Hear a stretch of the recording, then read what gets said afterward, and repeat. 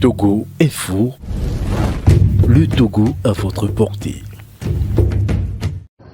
Le jour où le peuple va se décider à forcer la main aux Kabyles et à les obliger en quelque sorte à prendre le leadership de la récupération de l'armée. Parce que c'est de ça qu'il s'agit. La récupération de l'armée, d'ailleurs, je rappelle, ne se fera pas sans les Kabyles. Aujourd'hui, nos frères Kabyles, ils ont peur du changement. Ils se disent que le changement, ce serait contre eux. Pourquoi? Parce que n'oublions pas que nous sommes des êtres humains et nous vivons en tout cas, de l'eau et du pain. C'est-à-dire qu'on a besoin de se nourrir. Les Kabyles se disent que si les Niassimés ne sont plus là, ils n'auront plus le pain, l'eau, et ils n'auront plus du boulot, ce qui n'est pas vrai. C'est le système économique dans lequel nous sommes qui aussi amène les uns et les autres à penser que le chômage est une possibilité. Le chômage est une incongruité en Afrique. Puisque en Afrique, il y a les besoins et on ne peut pas avoir des chômeurs.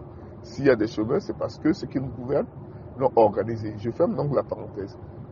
Parce que j'ai dit, il faut que les gens comprennent. Nous devons forcer la main à nos frères Kabyles.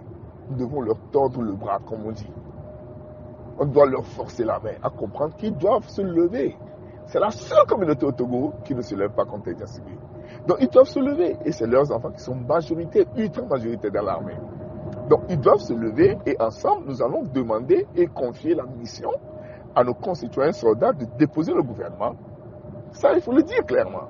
Déposer le gouvernement, prendre la place du gouvernement pour un nouveau départ démocratique. C'est comme ça que nous allons faire les choses. Si nous ne le faisons pas comme ça, rien ne changera pour nous. Aussi longtemps que l'armée n'interviendra pas au Togo pour déposer Fort Niassimé, dont tout dépend de l'armée, rien ne changera au Togo. Donc il faut que les uns et les autres comprennent. Vous voulez organiser des manifestations, des meetings, on vous refuse. Mais on ne peut pas vous refuser de dire que l'armée prend le pouvoir avec le peuple. On ne peut pas vous refuser de dire aux Kabyles que sortez nos frères Kabyles, sortez massivement, prenez le leadership de la récupération de l'armée pour changer ce pays. Moi, j'ai fait mes recherches en économie et en tout cas, jusque-là, je le rappelle encore, je n'ai pas croisé d'économiste qui a pu débattre avec moi, qui a pu convaincre ceux qui nous ont suivis que mes thèses sont erronées.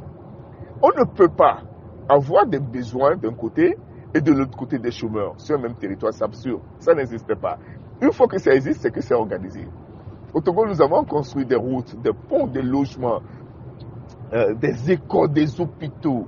Nous avons développé l'agriculture, à faire la distribution. Nous avons développé énormément de secteurs.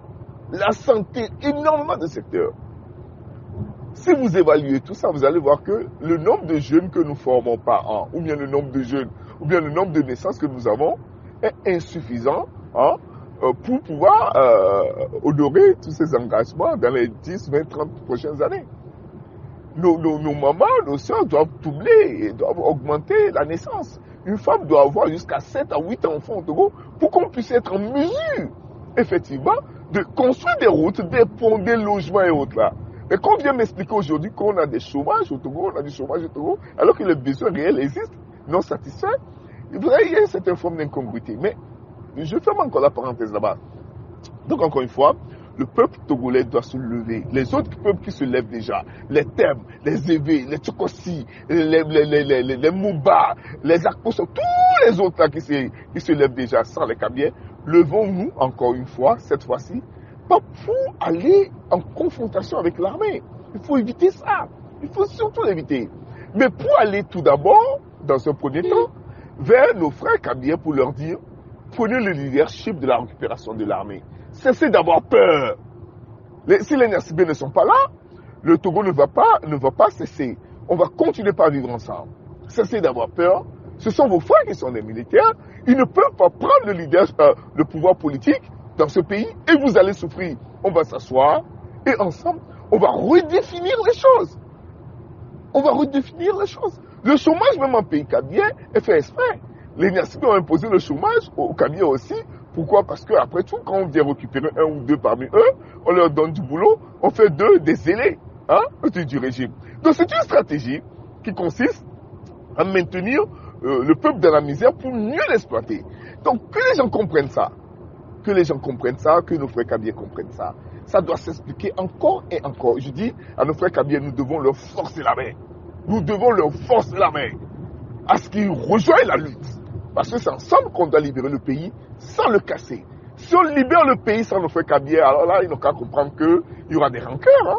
Mais s'ils rejoignent la lutte et qu'ils prennent surtout le leadership de la récupération de l'armée pour faire tomber les Niassibé, oui, nous allons nous asseoir pour discuter de l'avenir en commun. C'est ce que j'aimerais encore ajouter ce matin.